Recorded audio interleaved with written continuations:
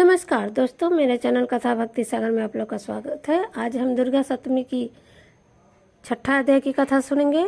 ऋषि बोले, देवी जी का इस प्रकार वचन सुनकर दूत क्रोध से लाल होकर लौट गया और फिर दैत्यराज को विस्तार के साथ सभी बातें कह सुनाई।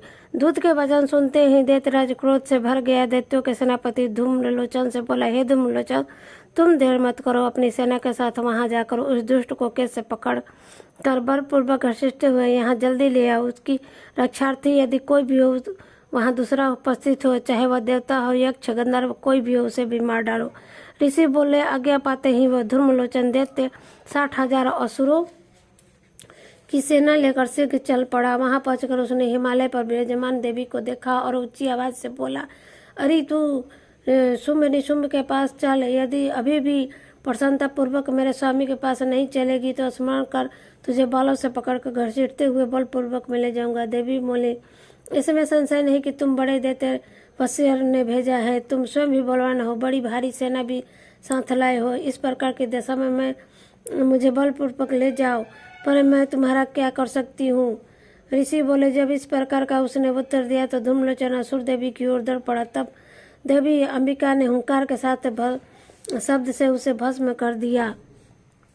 फिर तो असुरों की क्रोध में आई बड़ी सेना तथा अंबिका जी ने एक दूसरे छिन्न वाण शक्तियां, फसदे आदि बरसाने आरंभ कर दिए। इधर देवी जी के वाहन सिंह भी कुपित होकर भयंकर नाद करता हुआ अपने बाल झटकाता हुआ असुरों की सेना पर उछल पड़ा। उस सिंह ने कुछ असुरों को पंजों की मार से एवं कुछ एक को अपने जबड़ों से तथा कई एक महासुरों को नीचे पटक कर दांतों से ढाड़ों से विषण करके रख दिया। कितने एक दैत्य के केसरी ने नाखूनों से पेट फाड़ डाले, कितने एक दैत्य को तल पहाड़ करके सिर धड़ से पृथक कर डाले और अन्यों की भुजाएं सी आदि छिन्न भिन्न कर दिया। कितनों के पेट फाड़ डाले।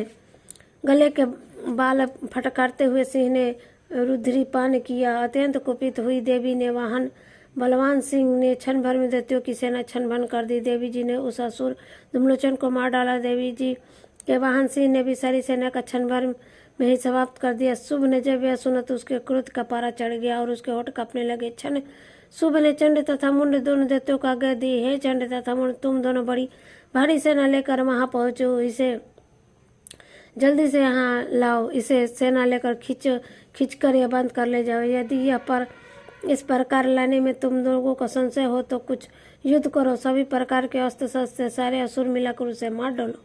उस दुष्ट के मर जाने पर एवं सिंह के भी मर जाने पर जिस दशा में भी अंबिका पड़ी उसे बांध कर अपने साथ लाओ। तो ये थी दुर्गा सप्तमी की छठा अध्याय। 7वां अध्याय हम आगे सुनेंगे।